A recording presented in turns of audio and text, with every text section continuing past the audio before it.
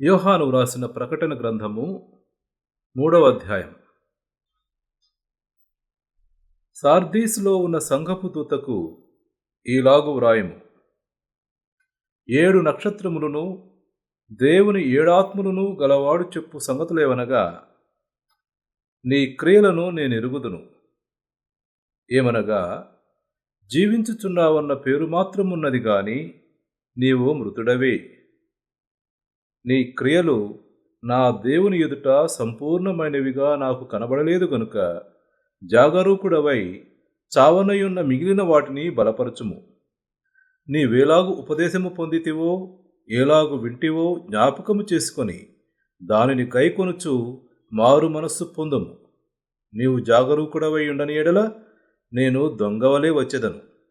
ఏ గడియను నీ మీదికి వచ్చేదనో నీకు తెలియదు. అయితే తమ వస్త్రములను అపవిత్రపరచుకొనని కొందరు సార్దీస్లో నీ యొద్ద ఉన్నారు. వారు అర్హులు గనుక తెల్లని వస్త్రములు ధరించుకొని నాతో కూడా సంచరించెదరు. జయించువాడు అలాగున తెల్లని వస్త్రములు ధరించుకును. జీవ గ్రంథములో నుండి అతని పేరెంత మాత్రమును తుడుపు పెట్టక నా తండ్రి ఎదుటను ఆయన దూతల ఎదుటను అతని పేరు ఒప్పుకొందును. సంఘములతో ఆత్మ చెప్పుచున్న మాట చెవిగలవాడు వినుగాక. ఫిలదెల్ఫియాలో ఉన్న సంఘపు దూతకు ఇలాగు వ్రాయము. దావీదు తాళపు చెవి కలిగి ఎవడునూ వేయలేకుండా తీయువాడును, ఎవడునూ తీయలేకుండా వేయువాడునైనా సత్య స్వరూపియగు పరిశుద్ధుడు చెప్పు సంగతులేవనగా, నీ క్రియలను నేనెరుగుదును. నీకున్న శక్తి కొంచెమైండినను నీవు నా వాక్యమును గైకొని నా నామము ఎరుగననలేదు. ఇదిగో, తలుపు నీ ఎదుట తీసియున్నాను, దానిని ఎవడునూ వేయనేరడు. యూదులు కాకయే తాము యూదులమని అబద్ధమాడు సాతాను సమాజపు వారిని రప్పించెదను. వారు వచ్చి నీ పాదముల ఎదుట పడి నమస్కారము చేసి, ఇదిగో నేను నిన్ను ప్రేమించుతునని తెలుసుకున్నట్లు చేసేదను. నీవు నా ఓర్పు విషయమైన వాక్యమును గైకొంటివి గనుక భూనివాసులను శోధించుటకు లోకమంతటి మీదికి రాబో శోధన కాలములో నేనును నిన్ను కాపాడెదను. నేను త్వరగా వచ్చుచున్నాను. ఎవడును నీ కిరీటమును అపహరింపకుండునట్లు నీకు కలిగిన దానిని గట్టిగా పట్టుకును. జయించు వానిని నా దేవుని ఆలయములో ఒక స్తంభముగా చేసేదను.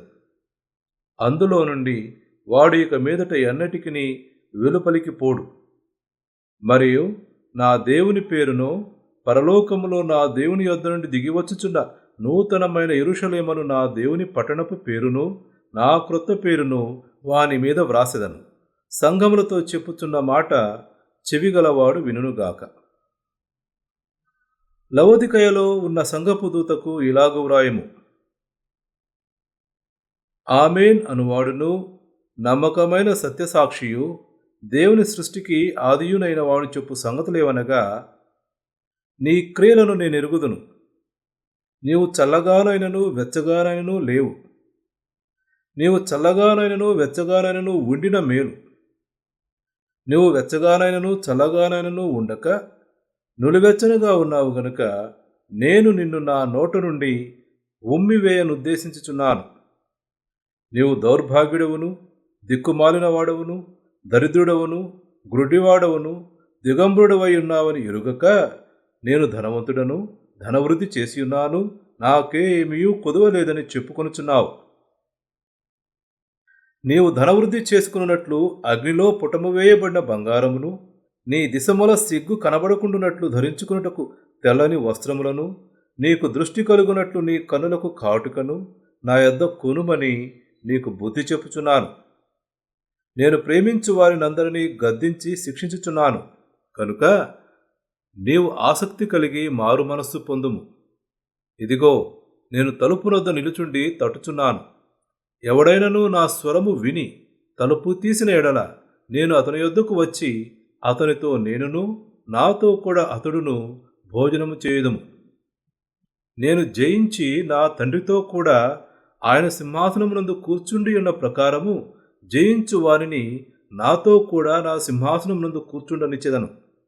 సంఘములతో ఆత్మ చెప్పుచున్న మాట చెవిగలవాడు వినుగాక. ఇంతటితో 3వ అధ్యాయ పఠనం సమాప్తం.